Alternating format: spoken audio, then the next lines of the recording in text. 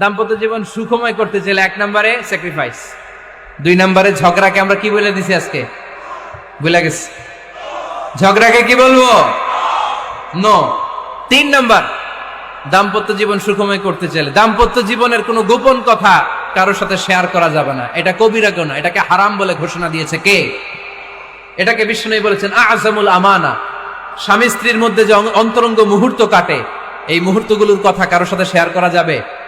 নীলফামারীর যুবক ভাইরা চিল্লায় বলে, এগুলো শেয়ার করা যাবে? বিষ্ণু বললেন খবরদার, এটা আযমুল আমানা।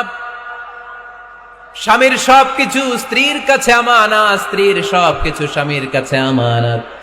আবার বিষ্ণু বলেছেন, যারা স্বামী স্ত্রীর গোপন দাম্পত্য জীবনের কথা অন্যের কাছে শেয়ার করে দেয়, তারা হলো আশারুন নাস, পৃথিবীর মধ্যে সবচাইতে নিকৃষ্ট মানুষ। এরা নিকৃষ্ট, এদের চাইতে নিকৃষ্ট আর কেউ হতে পারে না। উলাইকা কাল আনআম বাল হুম আদাল। এরা পশুর চাইতেও নিকৃষ্ট, যারা স্বামী স্ত্রীর প্রাইভেট কথা, পার্সোনাল কথা মানুষের কাছে বলে বেড়ায়। আর সিবাউ হারাম, এই গোপনীয় সব কথাগুলোকে অন্যের কাছে প্রকাশ করা হারাম করেছে কে? চিল্লায় বলতে হবে কে? তাহলে খবরদার, নিজেদের দাম্পত্য জীবনের কোনো কিছু অন্যের সাথে শেয়ার করবেন না। আমাদের বোনরা অনেক সময় একসাথে বসলে পেটের কথা, পিঠের কথা সব বলে ফেলায়, আছে না নাই? না বোনেরা, সব শেয়ার করলেও আপনাদের দাম্পত্য জীবনের কোনো কথা কখনো কারোর সাথে শেয়ার করতে পারবেন না।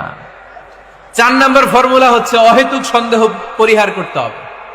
অনেক স্ত্রী আছে স্বামীরা খালি সন্দেহ করে, আছে না নাই? নীলফামারীতে এই সমস্যা নাই, আছে? এই যে ভুক্তভোগী পাওয়া গেছে, আছে না নাই? আছে, খালি সন্দেহ করে। এই তুমি ওদিকে তাকাইলে কেন, ওই বেটির দিকে তাকাইলে কেন, এই তোমার মোবাইল দাও, কারে ফোন দিলা দেখি, এই ফেসবুকের পাসওয়ার্ড দাও দেখি কি করছে, দেখি মেসেঞ্জারে কার সাথে চ্যাটিং করছে, আছে না নাই? এই যে অহেতুক সন্দেহ আপনার ফ্যামিলিটারে জাহান্নামের টুকরা বানায় দিবে। আবার অনেক স্বামী আছে স্ত্রীকে খালি সন্দেহ করে, এদিকে তাকালে সন্দেহ করে, ওদিকে তাকালে সন্দেহ করে, বাসায় থাকলেও সন্দেহ, বাইরে গেলেও সন্দেহ, এরকম আছে না নাই? না, অহেতুক সন্দেহ এটা পরিহার করবেন। এই সন্দেহ খুব খারাপ জিনিস। আমি ব্যক্তিগতভাবে অনেক কেস এরকম হ্যান্ডেল করেছি। এসে বলে হুজুর খালি সন্দেহ করে, এটা একটা রোগ। এটা কি? আপনার ফ্যামিলিটারে শেষ করে দেয়।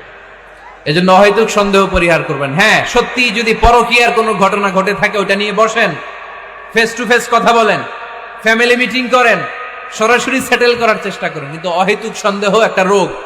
এই রোগ থেকে আল্লাহ তুমি দাম্পত্য জীবনকে বাঁচাও। আমরা আওয়াজ করে পড়বো আমিন। 5 নাম্বার, স্বামী স্ত্রী একে অপরকে আল্লাহর বিধান স্মরণ করায় দিবে। স্বামী যদি ফজরের সময় ঘুমায় থাকে, স্ত্রীর ডেকে দেওয়ার দরকার আছে না নাই? আবার স্ত্রী যদি ঘুমায় থাকে, স্বামীর ডেকে দেওয়ার দরকার আছে না নাই? কোন স্বামী যাবে জান্নাতে, তার স্ত্রী যাবে জাহান্নামে। আবার স্ত্রী হবে জান্নাতি, স্বামী যাবে জাহান্নামে। এরকম আমরা চাই নাকি? আমরা যখন জান্নাতে যাব, আমার স্ত্রীর হাত ধরে একসাথে জান্নাতে ঢুকতে চাই, ঠিক কিনা? আবার আমার স্ত্রী যখন জান্নাতে যাবে, সে একা ঢুকতে পছন্দ করবে? এজন্য আমরা দুনিয়াতে যেমনি এক ছাদের নিচে, এক জায়গায়, এক বাড়িতে, জান্নাতেও আমরা এক বাড়িতে থাকতে চাই। আওয়াজ করে বলতে হবে ঠিক কিনা? এজন্য গবেষকরা বলেছে, স্বামী স্ত্রীর ভালোবাসাটাকে তারা বলে লাভ পিরামিড। কি পিরামিড? লাভ পিরামিড। এই ত্রিভুজ আকৃতির। কিরে ভাই? আচ্ছা, লাভ পিরামিড, ত্রিভুজ আকৃতির, ট্রায়াঙ্গেল। আপনারা ত্রিভুজ চিনেন? কথা কয় না। ত্রিভুজের কয় কোণা? কয় কোণা? 3 কোণা। এই যে এরকম, তাই না? এজন্য স্বামী স্ত্রীর ভালোবাসাটাকে বলে লাভ পিরামিড।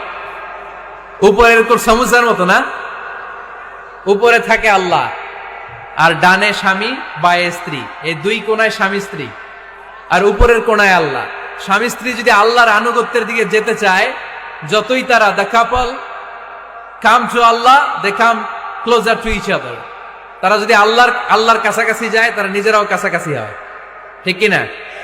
তারা আল্লাহর কাছে যেতে যেতে যেতে যেতে আল্লাহর ইবাদতে যদি একেবারে আল্লাহর কাছে চলে যায়, তারা নিজেরাও কাছাকাছি চলে যায়, ঠিক কিনা? আর তারা আল্লাহর আনুগত্য থেকে যত দূরে সরে, তারা নিজেরাও নিজেদের থেকে তত দূরে সরে পড়ে। চিল্লায় বলেন ঠিক কিনা? লাভ পিরামিড এটা। এজন্য the closure the couple comes to Allah, the closer the couple comes to each other. কাপল স্বামী স্ত্রী আল্লাহর ভালোবাসা নিজের মধ্যে যত গাঢ় করবে, আল্লাহর আনুগত্য যত বেশি করবে, আল্লাহর ইবাদত যত করবে, নিজেরাও তত কাছাকাছি আসবে। আর আল্লাহরে যত ভুলবে, নিজেদের মধ্যে বড় বড় ফারাক করে দিবে কে? তাহলে এই 5টা বিষয় স্বামী স্ত্রীর উভয়ের উপর বর্তায়। এগুলো মেনে চললে দাম্পত্য জীবনকে সুখময় করে দিবে কে? আল্লাহ।